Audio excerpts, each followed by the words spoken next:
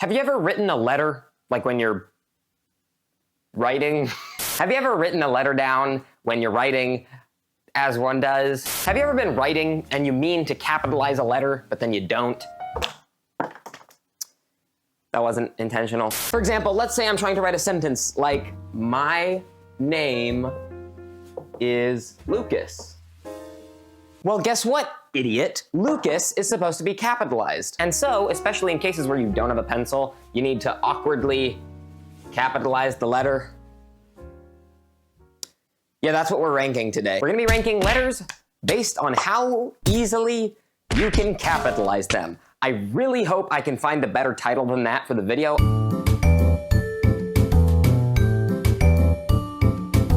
We're gonna start with the easiest ones and get down to the worst ones, because I feel like it'll be funnier that way. To start us off, the easiest letter to capitalize, and the first in S tier, is L.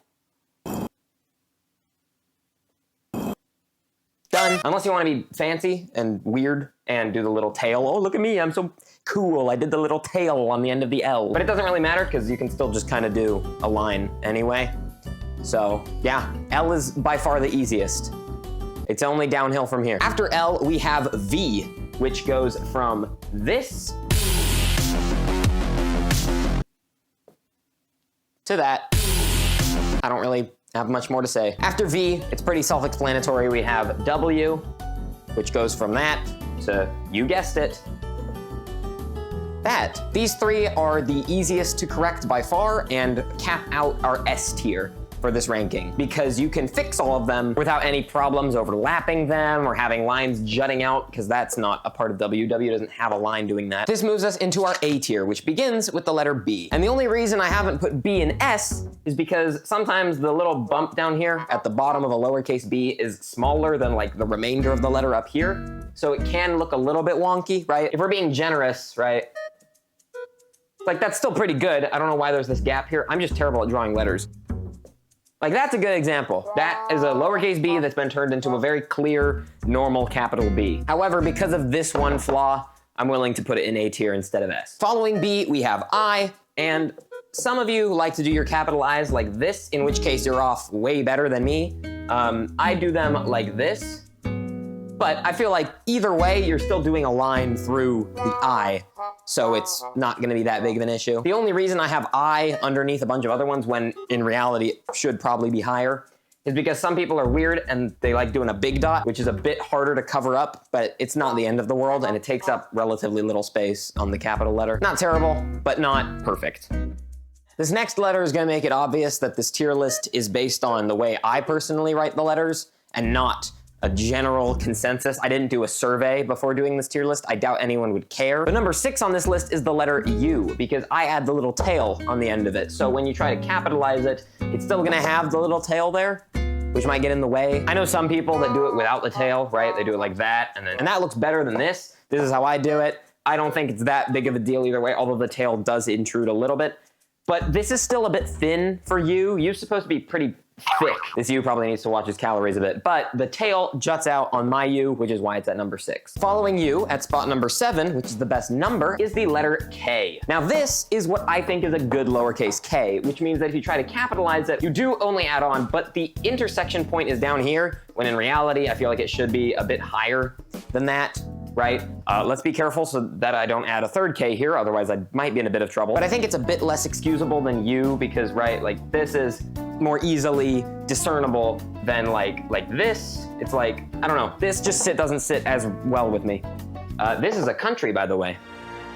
That wasn't even intentional, that's just how I wrote it. At spot 8, this may come as a bit of a surprise, but I actually have the letter H. Now, this might be a bit hard to fix, but I believe that H is on the underrated end of letters that are easily fixable. Because especially if you do it like, I don't know, I feel like that's not that bad considering what lowercase h looks like. And if you do it a bit like stockier, it becomes even better. It almost kind of looks like a bridge, right? Like you got like a little, like you got the supports and then you got the shore and then it's like a little bridge and you have your cars go along it, you know?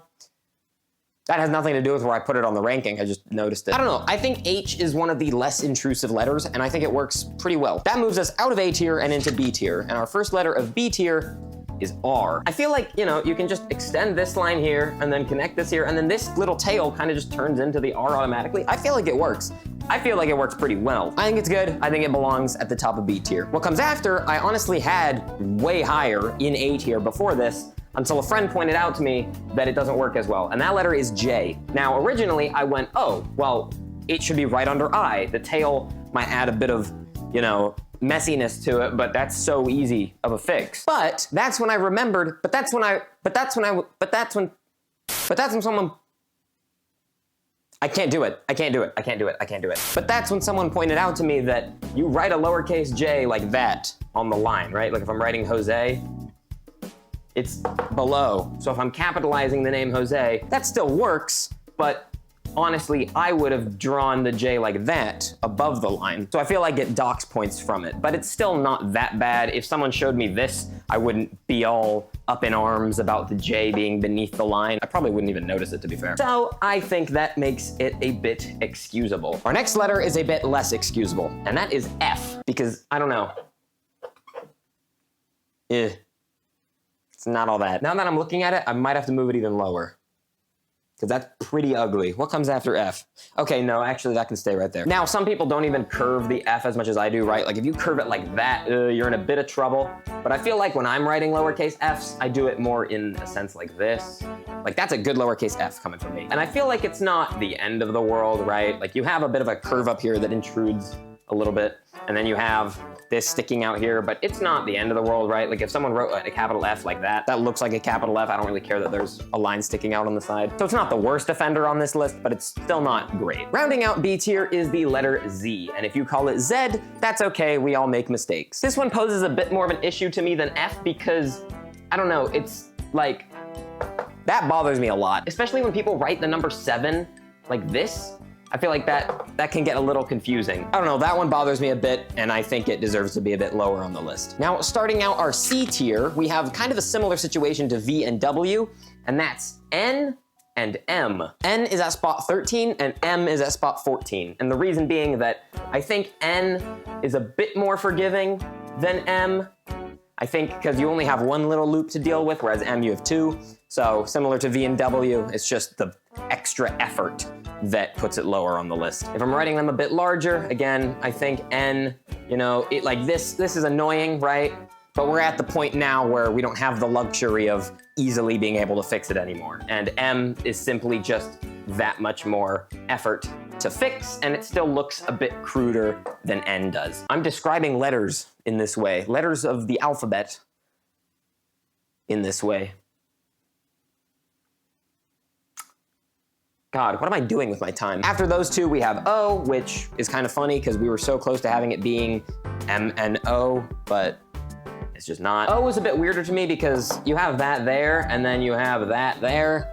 I feel like that's pretty weird. The reason it's in C tier and not much lower is because like you could do a silly O like that, right? Like it's like a shiny bubbly O, you know, with like shading and stuff. I'm willing to like forgive it a little bit, especially because the ones below it are just that much worse. But you can obviously look at that and you won't be confused on whether or not it's an O.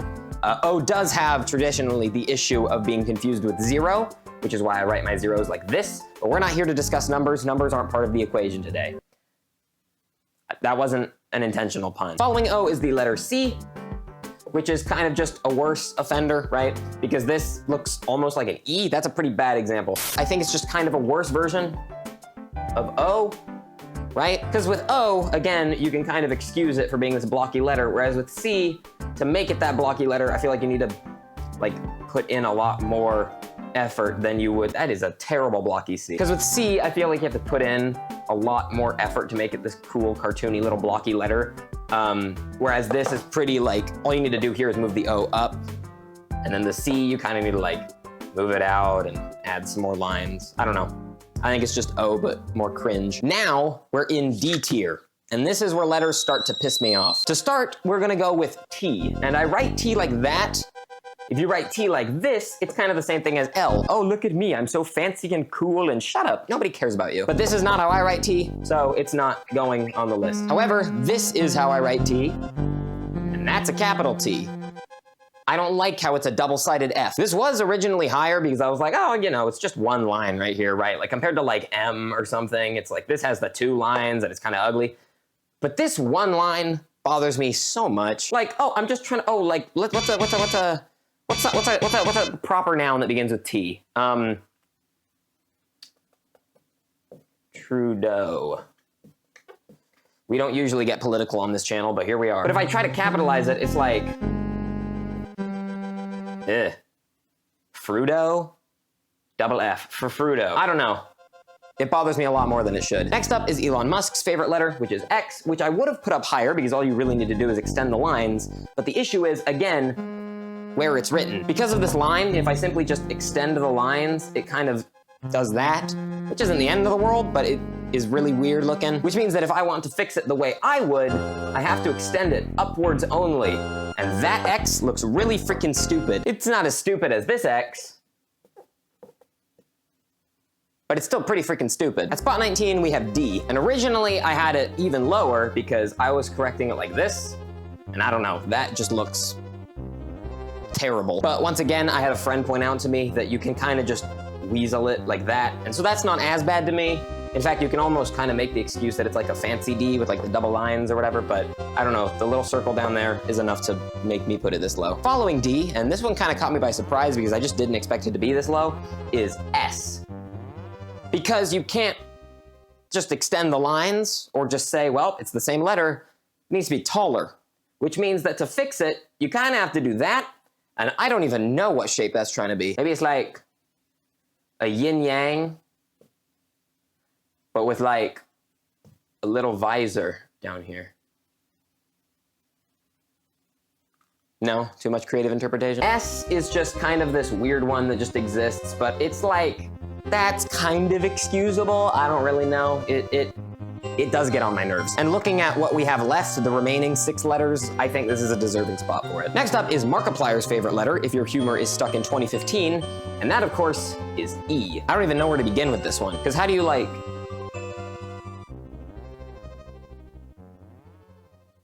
It kind of looks like it has a big nose. You can kind of get away with it if you do your E's really like scrunchy like that. If you're writing it pretty fast, you can get away with that pretty easily. But I feel like a good lowercase e, the whole is pretty clear. Nobody take that out of context. And so this just doesn't look right. You know, I don't know, that just, nah. It really does look like it just has a big nose. That's pretty funny. Now begins F tier, the most despicable of letters. Not that letters can be despicable.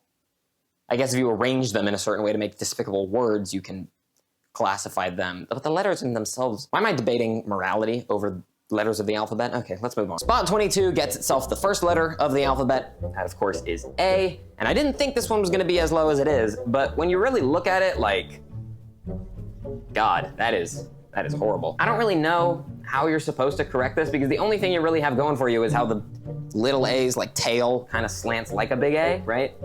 You can kind of cap off the top, but then you're left with just this bulbous sack underneath it. That was probably a bad way to describe it. I think that's more inexcusable than E's big nose. I don't know, it's just really ugly. And if you write A like this, right, then you're in a whole heap of trouble because maybe you can do that, but that's just the same thing, except uglier. A's pretty bad, especially for, you know, leading the charge that is the alphabet. Then we have P, which falls into the same issue of where it is placed, except I believe this is far more inexcusable than J, because if I try to fix it, I can't, you know, okay, let's do a Disney movie. Pocahontas. Pocahontas. I'm not even fixing that, I don't care. If you try to capitalize it, because this is clearly not a capital P right now, you can't even like fix it in a way where it's capitalized unless you do this, but that's still under the line and too small to be considered capitalized in my opinion. Which means that if you want to capitalize it, you gotta turn it into this amalgamation of a B with a tail, and everything about this is awful. Pocahontas. I don't know why Pocahontas is so funny to me. It just turns into this really wonky looking thing that I feel like is pretty inexcusable. You might think that was bad. You might think it can't get any worse. You're wrong. We still have 3 more letters to get to, and all 3 of them are so bad that I genuinely don't know how to arrange them. So, the 3rd worst letter to capitalize in the English alphabet is G. Because, like, what do I even do, right? You have the issue of it being underneath the line, which means that when I'm trying to capitalize it, what is that? Whee, look at me. I just did. That actually looks kind of cool. This isn't a G, right? And that's not what it would look like because I'm trying to capitalize a G. So it would look like that, and that looks pretty silly. What's that freaking note look like? The one that's not what it looks like. I forget what it looks like, but you know what I'm talking about, right? That note.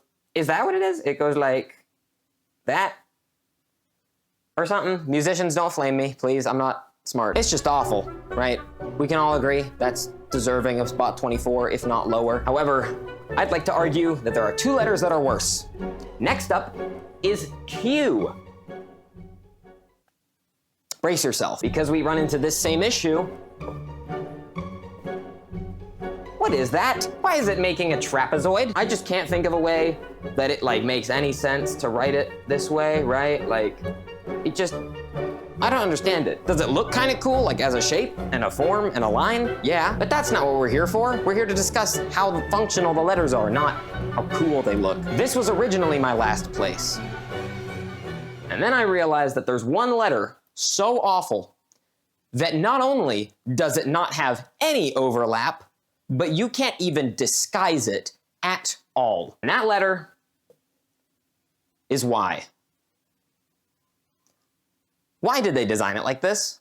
Why? You have the same issue that's been stacking up against a bunch of other letters with it being underneath the line, which means that if I want to capitalize it, right, and I've seen some people make the argument that, oh, you know, you could just do this. That's a capital Y, right? Like you do that, oh, you. No, it's a fancy looking big lowercase y, not a capital Y. There's a difference. And that difference is that this is a capital Y with a straight line. This is a lowercase y with a slanted line. You don't mix them up because then it looks disgusting. Which leads to this massive issue that is very prevalent in today's society, that lowercase y is genuinely impossible to turn into an uppercase Y. There's no lines I can connect it to. I just have to write an uppercase Y over it. There's no overlap, no fluidity, no connection. It's awful. So, in conclusion, thank you for watching.